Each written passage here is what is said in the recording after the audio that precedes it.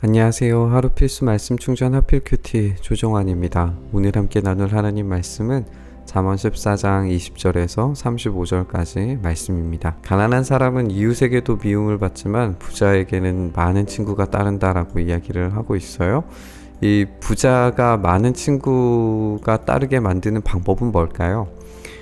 그것은 이 부자가 친구를 만들기 위해서 많은 재물을 나누어 주기 때문에 그렇습니다. 오늘 이 본문이 그래서 부자를 부정적으로 평가하는 게 아니라 물질을 어떻게 재물을 어떻게 어떤 태도로 사용할 것인가에 대한 이야기라는 사실을 여러분들이 좀 염두해 두셨으면 좋겠어요. 성경은 이 부자와 물질을 단지 악한 것으로만 규정하지 않습니다. 많은 경우에 이 부자들이 이 악을 행하기는 하지만 기본적으로 잠언이 이야기하고 있는, 성경이 이야기하고 있는 재물 자체가 곧 악으로 필연적으로 연결되는 건 아니에요.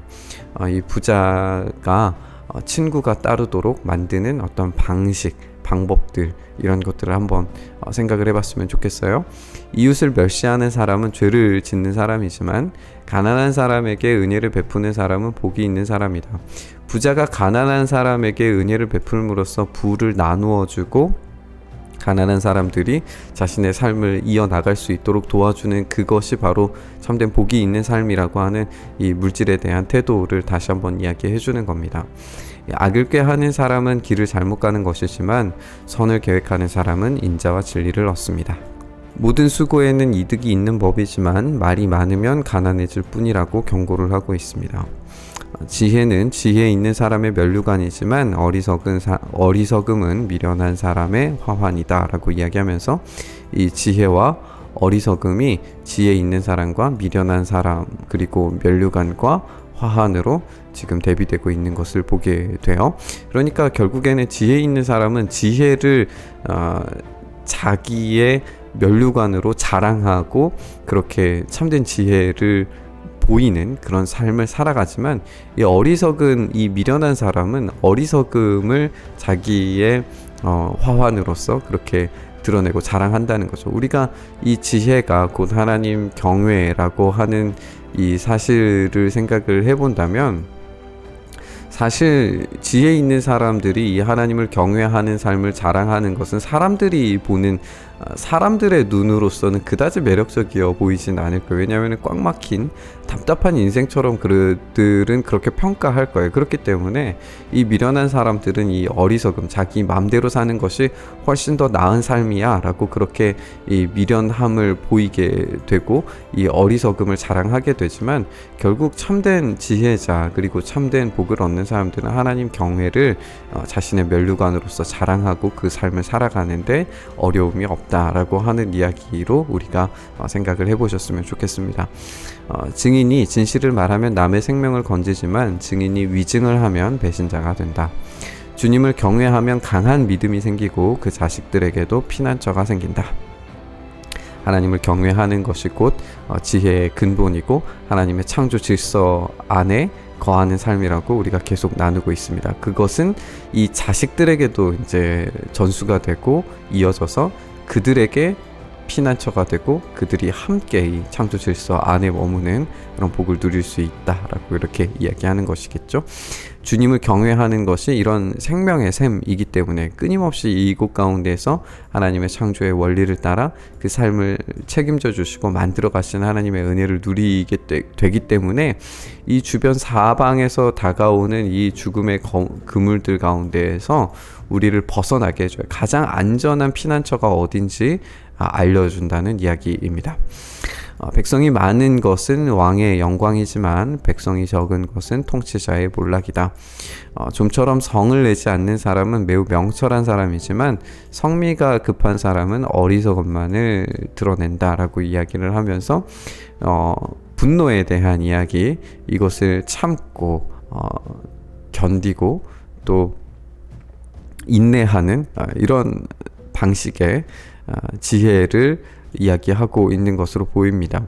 여기 이제 성격이 급해서 분노를 급하게 내는 사람은 결국에 자기의 어리석음만 나타내고 자신의 부족한 모습만을 드러내기 때문에 이런 성을 내지 않고 참고 견디는 사람이 오히려 승리자라고 하는 그런 잠언을 우리에게 들려주고 있습니다. 마음이 평안하면 몸에 생기가 돌게 되겠지만 질투를 하면 뼈까지 썩는다. 이것은 이제 아가서에서도 이런 비슷한 이야기가 나오는데요. 이 사랑에 대한 이야기에서 이 지옥의 불과 같은 그런 사랑을 질투라고 그렇게 표현을 하거든요. 불처럼 타오르는 그런 사랑이 질투라고 이야기를 하는데 그 말씀을 한번 생각을 해보면 그 사랑하는 대상을 향하여서 그 지옥의 불길과도 같은 그런 질투로 이 사랑하는 대상을 사랑한다라고 그렇게 이야기를 하는 건데 얼마나 큰 사랑인지 몰라요. 그런데 우리가 알다시피 이 아가서가 하나님께서 우리를 향한 그리스도인들을 향한 그런 사랑이라고 우리가 생각을 해본다면 하나님께서 이런 질투와 같은 뼈가 썩는 것 같은 이런 사랑으로 우리를 사랑하신다는 사실을 이 아가서에서 가르쳐 주는 거거든요. 그러니까 우리는 이런 질투로 사랑하면 안 되겠지만 하나님은 그런 사랑으로 이 뼈가 녹는 것처럼 안타까워하시면서 우리를 사랑하신다는 사실도 한번 아가서와 함께 묵상해 보시면 좋을 것 같습니다. 가난한 사람을 억압하는 것은 그를 지으신 분을 모욕하는 것이지만 궁핍한 사람에게 은혜를 베푸는 것은 그를 지으신 분을 공경하는 것이다. 이것은 이제 재물에 대한 이야기이기도 하겠지만 가난한 자 한 사람에게 하는 것이 곧 나에게 한 것이라고 하는 예수님의 가르침도 우리가 함께 같이 생각해 볼 수 있을 것 같아요. 우리가 가난한 자들에게, 어려운 자들에게, 고아와 과부에게 그 베푸는 것이, 그들을 돕는 것이, 그들을 하나님 앞에 세우는 것이 결국에 예수 그리스도께 하는 것이고 형제 자매라고 부를 수 있는 이유가 되는 것이고, 예수 그리스도께서 우리와 형제가 되신 같이 또 우리가 또한 그들과 함께 형제가 되어주는 이 모든 것이 이 창조 질서의 원리에 따라서 하나님께서 주시는 그 복을 누리는 참된 인생이며, 이것을 갚아주시는 것이 곧 이제 하나님의 초월적인 능력이라는 것을 우리가 생각을 하게 될 거예요. 그러니까 이 가난한 자들을 억압함으로써 얻게 되는 모든 경제적 이익들이 하나님을 모욕할 뿐만 아니라 자기 자신을 파괴한다는 것을 잊어서는 안 됩니다. 당장에 보이는 것은 이득일지 모르겠지만 그 결과물 자체가 이 하나님을 모욕함으로써 얻게 되는 최후의 심판과 같은 그런 멸망을 얻게 된다는 걸 우리가 반드시 명심해야 됩니다. 반대로 우리가 어려운 사람에게 자기의 최선을 다하여서 섬기는 그 모든 은혜를 베푸는 것을 우리 하나님께서 기억하시고 갚아주신다는 것을 우리가 함께 기억하셨으면 좋겠습니다. 악한 사람은 자기의 악행 때문에 넘어지지만 의로운 사람은 죽음이 닥쳐도 피할 길이 있다라고 이야기를 하고요. 지혜는 명철한 사람의 마음에 머물고 미련한 사람 마음에는 알려주지 않는다. 지혜가 미련한 사람의 마음에는 아예 알려지지 않을 정도로 감춰지게 되는 거죠. 하나님의 말씀이 미련한 자들, 또 길가에 떨어진 씨앗처럼 그들 삶에 파고들어서 열매를 맺는 일들은 일어나지 않습니다. 그들은 보아도 보지 못하고 들어도 듣지 못하는 자들이에요.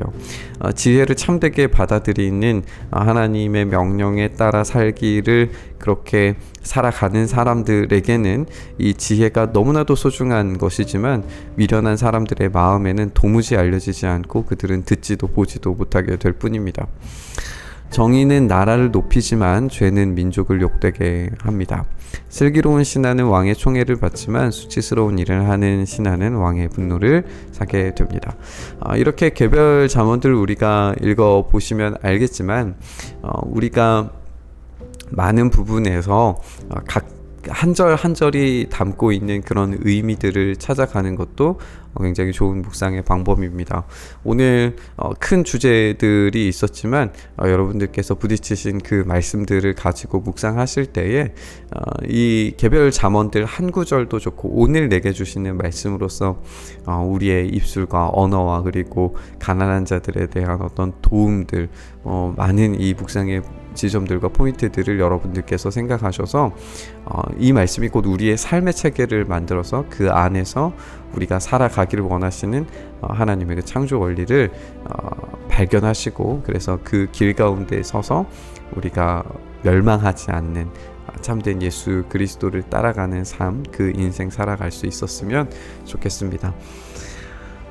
주님, 우리가 우리에게 주신 이 말씀들을 가지고 이 지혜와 명철이 우리의 삶을 구성하는 참된 은혜의 길로, 그런 구조로 만들어지게 하셔서 우리가 죄악된 길에, 또 우리의 욕심 가득한 길에 서지 아니하고 오로지 하나님께서 말씀하시는 그 베품과 섬김의 삶, 겸손의 삶, 우리가 살아갈 수 있도록 주님 은혜 더하여 주시옵소서. 이렇게 우리의 삶 만들어 가시고 만져주시기를 간절히 소망하며 우리 주님 예수 그리스도의 이름으로 기도드리옵나이다. 아멘.